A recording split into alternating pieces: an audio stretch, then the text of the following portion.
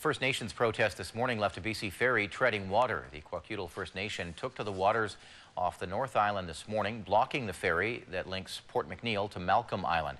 As A News reporter Gord Curvis shows us, the protest was part of a larger fight to draw attention to treaty negotiations and Aboriginal title rights.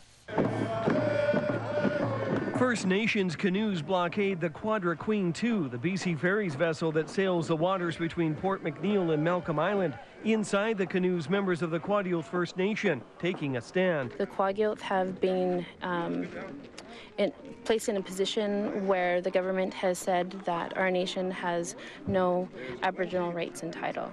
BC Ferries indicates the vessel was delayed for 75 minutes by the protest.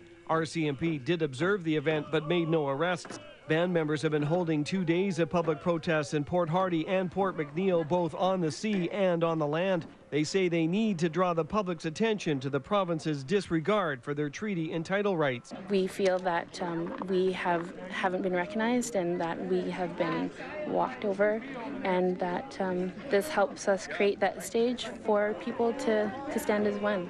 Key to their concern is the Douglas Treaty, which they say applies to a portion of the land extending between Port Hardy and Port McNeill. The band says the treaty has never been honored by Canada.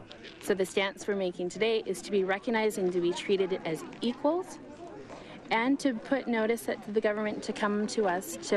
It's an open invitation. We're doing a peaceful protest with our people to get recognized. The band is also protesting what they say are unacceptable decisions made by the BC Ministry of Forests. The band says there have been no consultations with respect to the harvesting of lands within their territory. When you look at the forestry and the economic growth that they have, and we get zero recognition for it, it's time for our generation to stand up. In an email this afternoon to A News, the Ministry of Forests responding to the protests called them unfortunate. It also said that the issues being raised about the lack of consultation are currently before the courts. It also went on to say that the province is checking into the band's eligibility for a forest consultation and revenue sharing agreement. Lending support to the protest is Chief Bob Chamberlain from nearby Guilford Island. I know that the Kwakiutl First Nation, the Union of BC Indian Chiefs, is standing here in solidarity with them. There's a number of other chiefs from different First Nations that are here as well. While the band regrets having to inconvenience anyone, they say they hope their actions over the past 2 days will be successful in moving their views forward. Gord Curvis, A News.